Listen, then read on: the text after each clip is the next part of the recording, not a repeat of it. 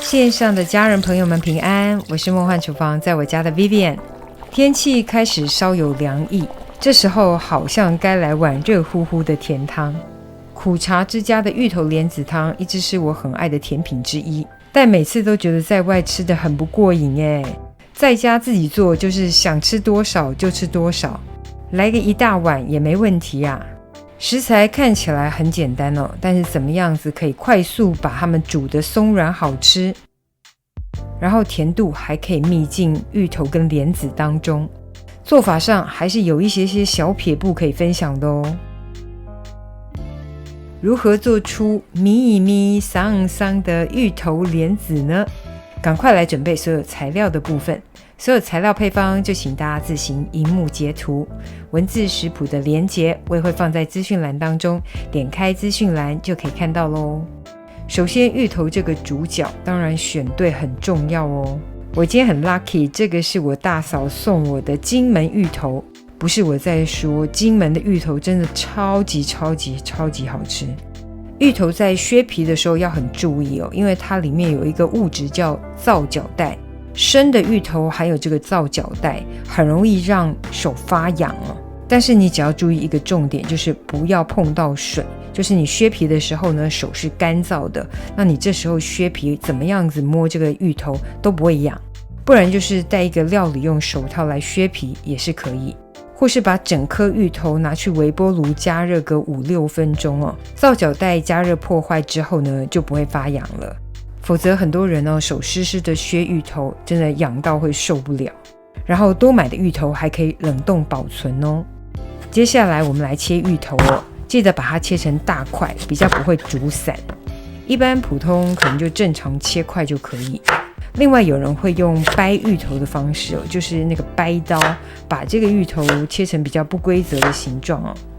我示范一下什么是掰刀哦，就是把它用掰的方式，也就是让芋头有很多不规则的面哦，都是会接触面比较多，比较好煮。但是老实说，因为我今天会用到快锅来煮，所以影响不大。我是觉得没有必要刻意掰刀哦，掰刀都快把我的刀给掰歪了。嘿，我怎么觉得我像在念绕口令？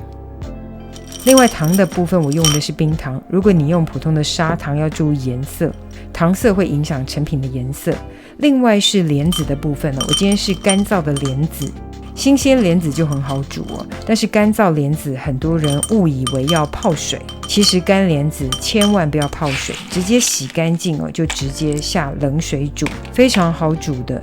反而泡过冷水的莲子会更难煮软哦，因为泡冷水会让莲子当中的果胶酸生成果胶酸钙，反而就会更难煮。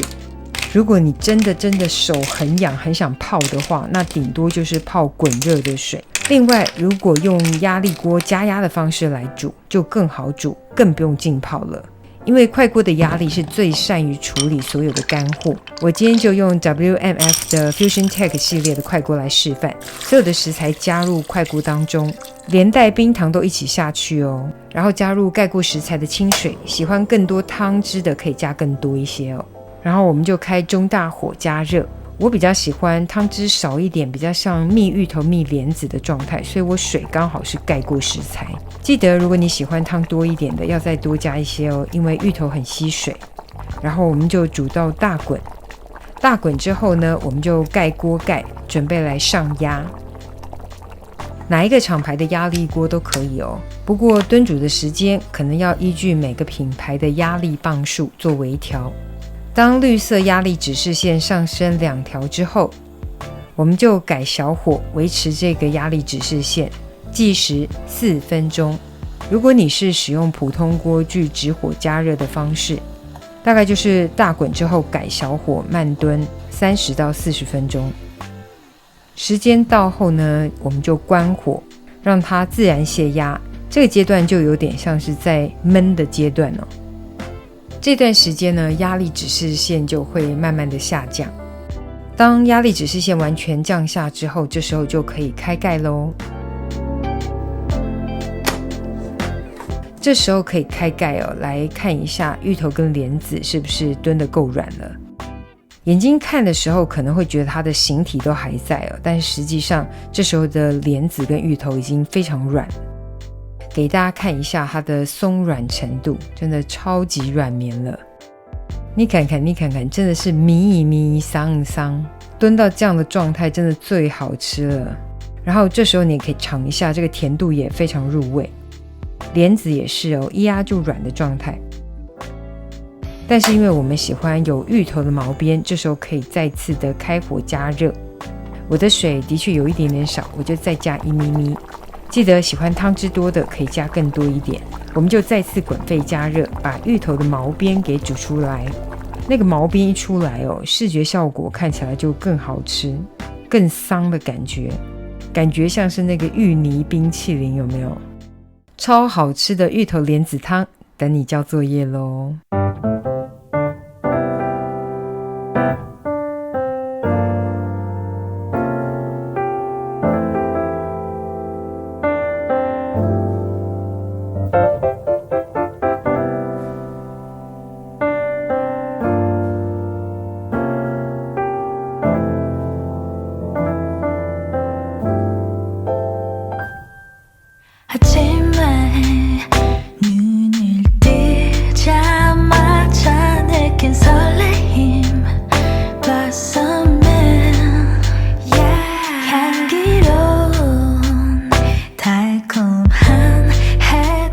这就是今天的食谱分享，别忘了按赞、订阅、开启小铃铛，然后分享给亲朋好友，让他做给你吃。